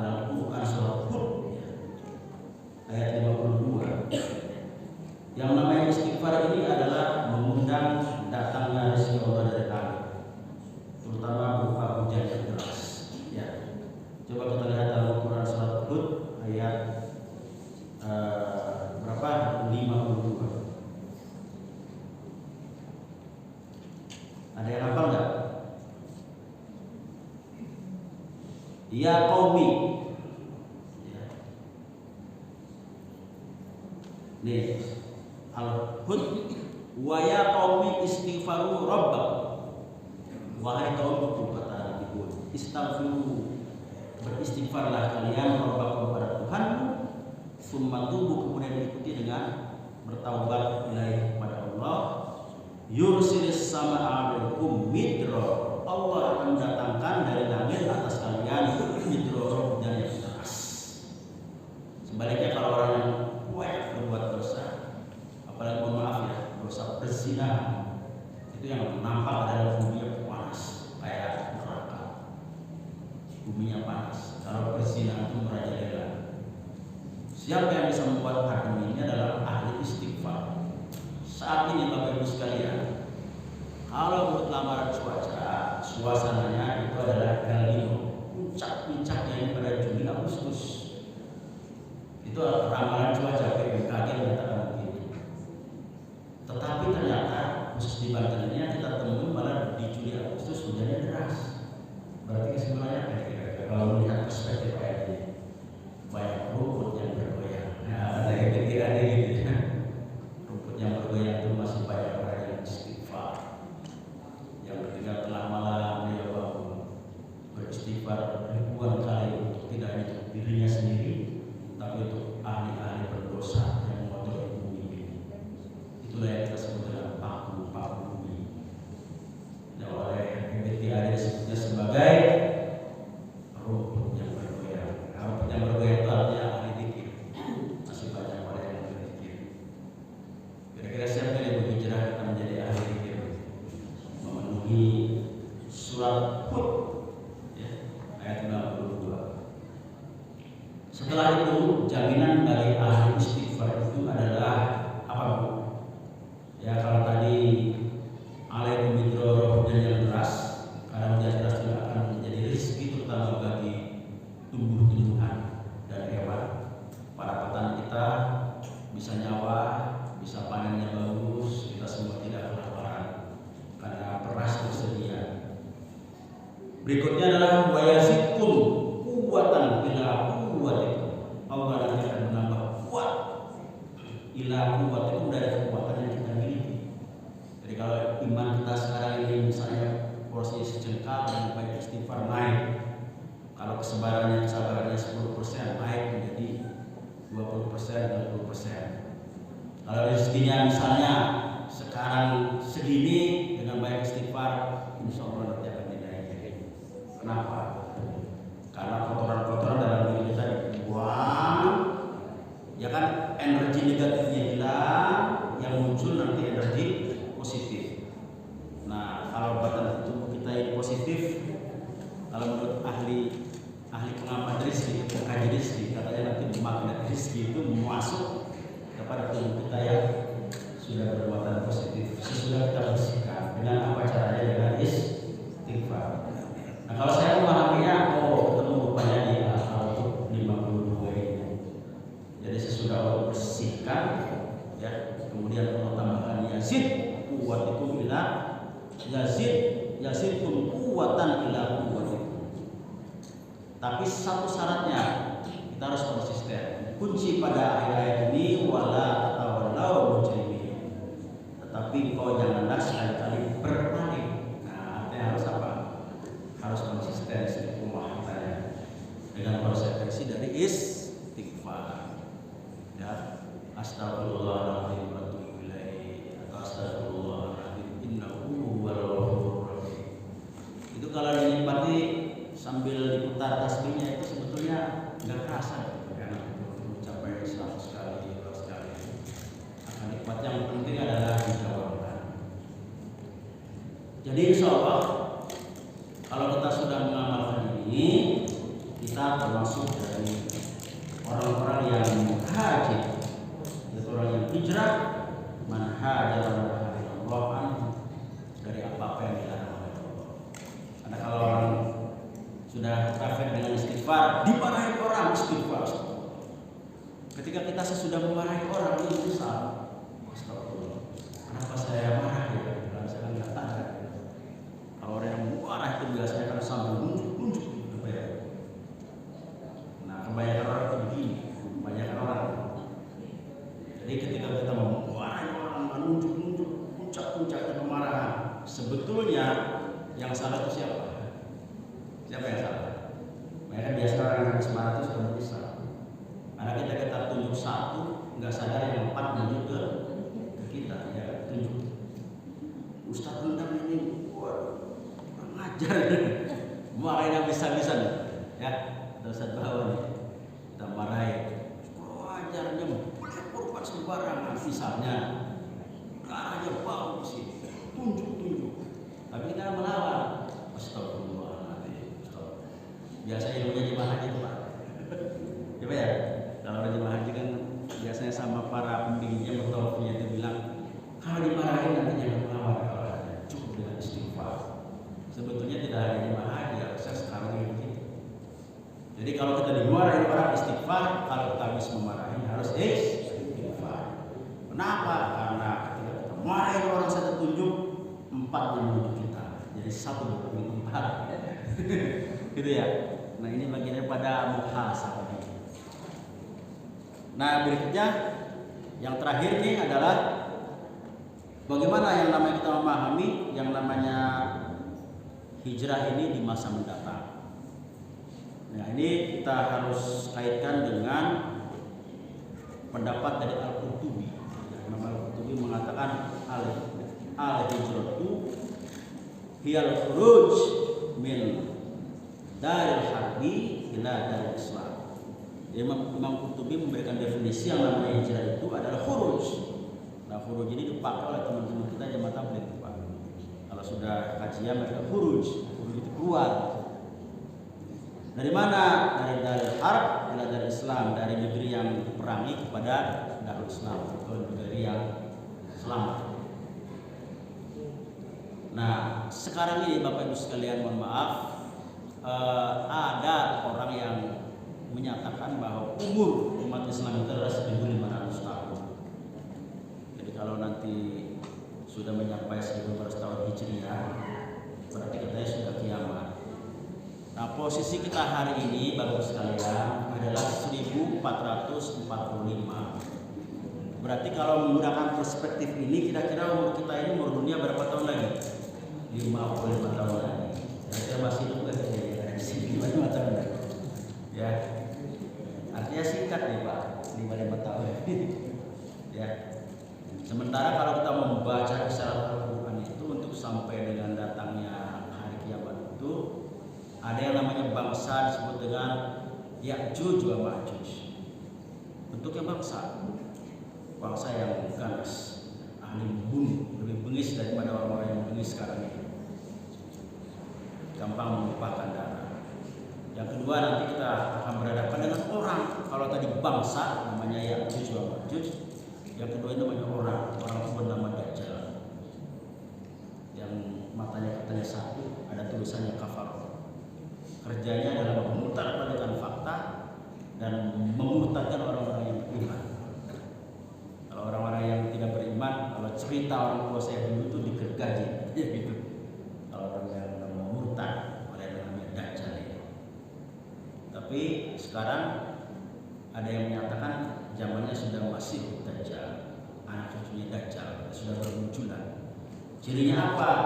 Cirinya adalah diputarbalikkan kebenaran dan kebatilan ini. Ulama-ulama yang istiqomah ya, disalah-salahkan, salah dibenarkan. Pokoknya serba ketelimbang lah. Udah ketelimbang belum sekarang banyak sekali. Nah kalau sekarang kita sudah mulai rabul senja ya, rabul ayam melihat kebenaran dan kebatilan yang udah bingung ini, berarti ini sudah pasti Dajjal. Tapi kalau bagi orang yang istiqomah yang ahli istighfar tadi, insya Allah dikuatkan untuk bisa melihat siratal mustaqim, jalan yang lurus itu. Kita nggak ragu lagi, karena sekarang banyak yang ragu. Hari ini bicara A, besok B, pagi Islam, nanti sore maghrib itu kalau ada munafik ya kafir, walaupun dia belum keluar dari Islam. Tapi kalimat-kalimatnya udah kacau balau, udah nggak bisa lagi dimengerti dengan akal sehat. Begitu. Kalau tafsir yang kedua, justru yang namanya 1500 tahun ini adalah abad kebangkitan. Kira-kira Bapak milih yang mana nih? Kiamat apa bangkit? Pilih yang mana nih? Ini serius nih. Karena saya lihat di YouTube udah banyak bermunculan bahwa yang namanya Imam Mahdi. Imam Mahdi itu kan begini, munculnya Ya'juj wa Ma'juj, kemudian muncul Dajjal. Sudah nggak ada lagi orang yang sholat di masjid nih Pak, karena udah dibunuh sama Dajjal. Itu nanti datanglah yang menyelamatkan, namanya Imam Mahdi. Itu Nabi Isa diturunkan oleh Allah untuk menyelamatkan umat manusia agar tauhidnya tetap terjaga. Baru kemudian jaya lagi, baru kemudian diwafatkan semuanya, baru kiamat. Nah, jadi ini ada dua penafsiran sekarang. Kalau saya percayanya adalah tafsir 900 ini adalah abad kebangkitan. Perspektifnya dari mana? Yaitu dari surat An-Nur ayat 55. Allah berfirman, "A'udzubillahi minasyaitonir rajim. Bismillahirrahmanirrahim. Wa'adallahu alladziina aamanu wa 'amilus shalihati minkum la yastakhlifannahum fil ardi kama stakhlafal ladziina min qablihim." Ya, surat An-Nur ayat 55 sampai dibuka. Kata Allah telah berjanji kepada orang-orang yang beriman dan beramal saleh, la yastakhlifannahum, ya, wa'adallahu alladziina amanu, Allah telah berjanji pada orang-orang yang beriman, minkum, di antara kalian, wa 'amilus shalihat, dan orang-orang yang beramal saleh, la yastakhlifannahum fil ardi, pasti akan diberikan kekuasaan kepada kalian fil ardi, di muka bumi, kama stakhlafal ladzina min qablihim, sebagaimana juga Allah sudah memberikan kekuasaan kepada mereka sebelum mereka. Jadi sebelum kita ini sudah ada istakhlafah. Wala yumakkinanna lahum dinahum alladzi tadallahum, dan Allah membuka atau menguatkan lahum bagi mereka dinahum, agama mereka, alladzi tadallahum, yang diridhoi, dan berarti agama Islam. Lahum bagi mereka, wala yubaddilannahum bagi amna, dan mengganti kepada mereka yang takut ini menjadi aman. Yang menggunani la yusyrikuna bi syai'a, maka beribadahlah kepadaku, la yusyrikuna, jangan menyekutukan saya dengan sesuatu pun. Wa man kafara ba'da dzalika fa ulaika fasiqun, barang siapa yang tidak percaya, yang kafir terhadap keterangan tadi itu, maka termasuk orang-orang yang fasik. Gitu. Ini ada dua syarat di sini Bapak Ibu sekalian. Kalau kita ingin angkat derajatnya, diberikan kekuasaan, itu adalah pertama iman, diperkuat tauhidnya, dibersihkan. Yang kedua beramal saleh. Jadi kalau ditolong sama Allah itu ada kuncinya, iman dan beramal saleh. Amal saleh itu tadi nahan mungkar, menjauh dari kemungkaran, banyak berbuat baik. Itu akan diberikan kekuasaan dari mulai tingkat keluarga, tingkat RT RW, sampai dengan tingkat kepala negara. Nah, kalau Imam Ibnu Katsir, dan sebagainya menafsirkan istakhlafah itu adalah kembali yang namanya khilafah. Khilafah itu kekuasaan Islam ala minhaj nubuwah. Ini sejalan dengan hadisnya. Jadi hadis itu ada memetakan perjalanan kaum muslimin itu ada 5 fase kehidupan. Jadi pertama adalah fasenya fase nubuwah, ya, fase kenabian, yang kemudian Nabi hijrah itu kemudian berubah menjadi fase khulafah ar-rasyidin. Dari mulai Abu Bakar, Umar, Utsman, Ali 30. Kemudian ada mulkan Adon, mulkan Jabrian, terakhir nanti ada khilafah al-manhaj nubuwah. Khilafah berdasarkan manhaj kenabian. Artinya nanti yang namanya model khulafah ar-rasyidin itu kelak di kemudian hari akan hidup lagi.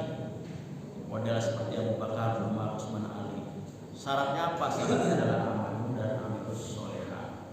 Kalau orang-orang yang beriman, beramal saleh dan tidak mensekutukan Allah Subhanahu wa taala. Jadi kalau melihat dari perspektif ini masih lama kiamat ini. Karena nanti akan ada kekuasaan Islam dulu. Baru nanti ada peperangan, baru nanti ada muncul Ya'juj Ma'juj, muncul yang namanya Dajjal, muncul Nabi Isa, baru kemudian kiamat. Kira-kira begitu gambarannya. Nah inilah yang kita sebut dengan tafsir yang optimis. Kalau tafsir yang pertama itu kita udah dekat, ya. Tetapi ini juga tidak perlu kita nafikan, ya. Harus kita pahami dua-duanya ini. Untuk apa? Untuk menambah agar kita ini semangat. Jadi kajian kita pada hari ini berhijrah itu benar-benar hijrah kepada kehidupan yang lebih baik lagi. Kita sekarang sudah iman, sudah Islam, kapasitas ibadah kita seperti ini kita tambah lagi, kita naikkan lagi. Kira-kira begitu. Itu namanya semangat berhijrah. Yaitu semangat naha, ya, yaitu ya semangatnya adalah wal muhajir man hajara nahallahu anhu. Yaitu senantiasa kita berusaha menghindar dari apa yang dilarang oleh Allah Subhanahu wa taala. Kalau orang yang senantiasa menghindar dari Allah, artinya selalu terikat dengan apa yang diperintahkan Allah. Itu namanya definisi takwa. Jadi orang yang takwa itu orang yang senantiasa terikat dengan apa yang diperintahkan Allah, menjauhi apa yang dilarang.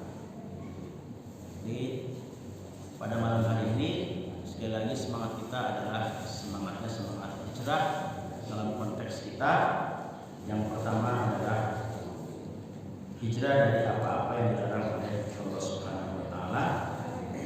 Yang berikutnya adalah kita memahami bahwa ke depan insyaallah dengan syarat amal kemudian wa'amul sholihat kita akan memberikan kekuasaan baik dari tingkat yang lebih kecil sampai dengan yang lebih besar. Itu syaratnya adalah itu. Termasuk kalau kita ingin mendapatkan kedudukan di kantor-kantor kita, karir yang baik, tidak ada lagi jalannya. Kalau lihat Andor 55 ini adalah dengan syaratnya kita beriman, memperkuat keimanan kita dan terus-menerus memperbanyak amal soleh kita. Demikian mudah-mudahan apa yang disampaikan malam hari ini bisa bermanfaat khususnya untuk saya pribadi, umumnya untuk Bapak dan Ibu sekalian. Hadanallah wa iyyakum sahihin. Wassalamualaikum warahmatullahi wabarakatuh. Waalaikumsalam warahmatullahi wabarakatuh.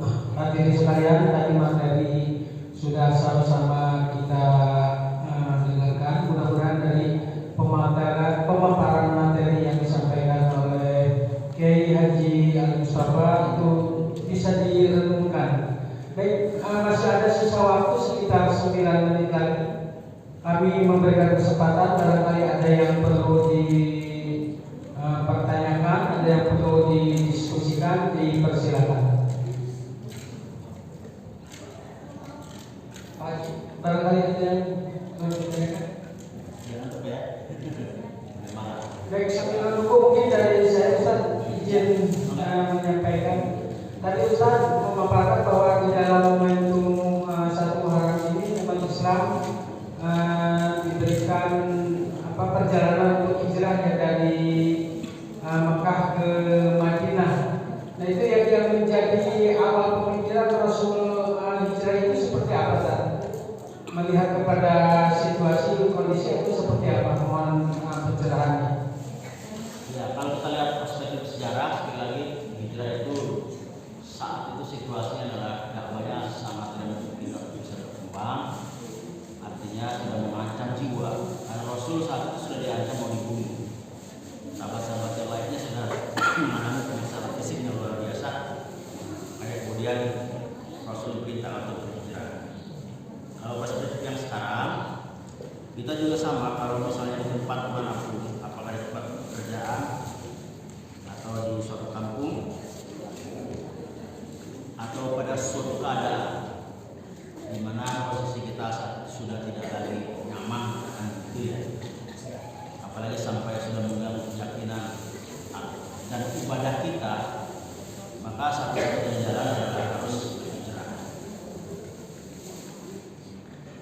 Bisa jadi umpamanya kita usaha di tempat ini mengalami kegagalan terus, kita muhasabahi gitu ya. Oh, kayaknya kita harus hijrah di tempat lain. Nah, pemahaman hijrah seperti itu bisa juga kita terapkan dalam kerangka adalah untuk bagaimana menghindari dari hal-hal yang buruk.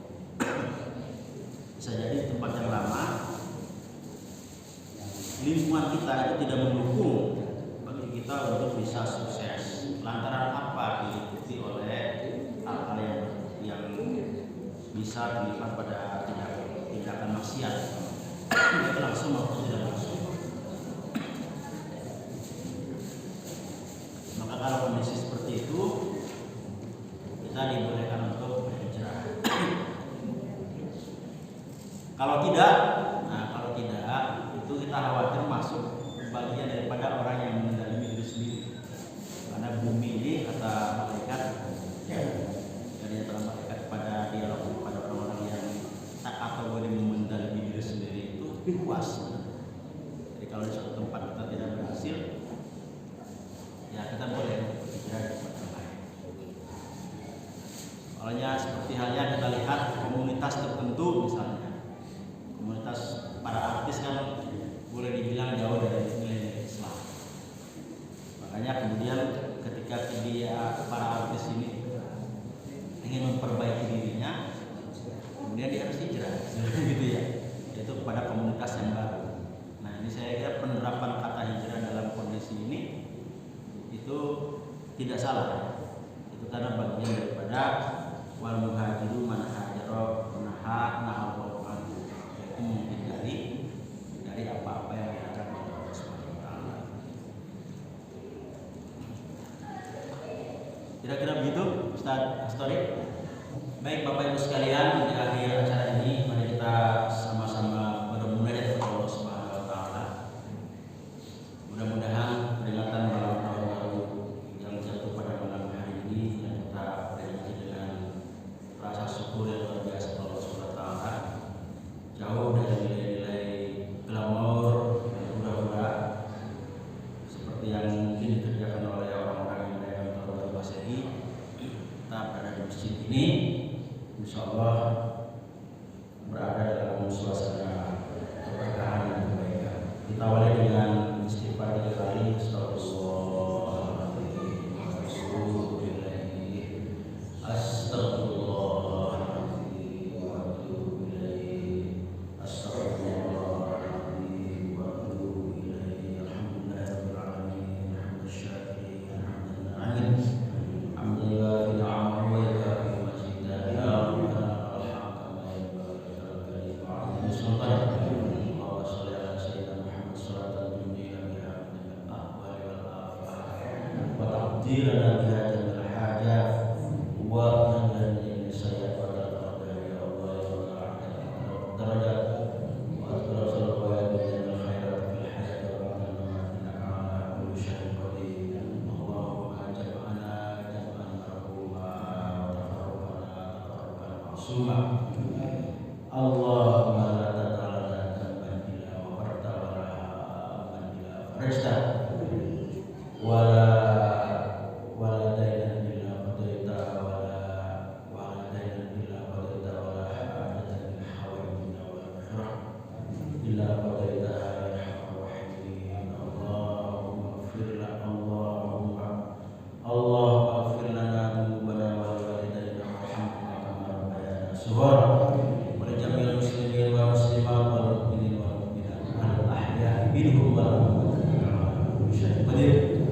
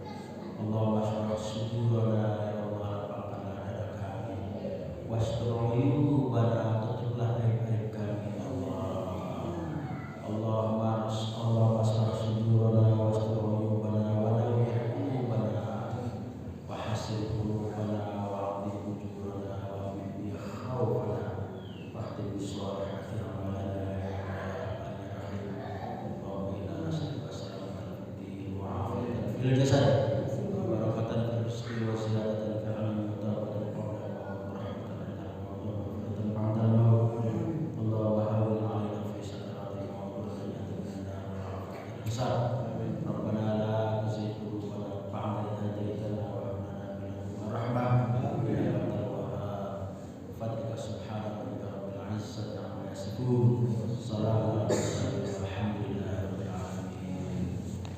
Kemudian Bapak sekalian, maaf apabila ada kata-kata yang kurang berkenan, ada ayat-ayat yang dibaca tidak sempurna, ada dalil-dalil yang kurang pas, mohon dimaafkan.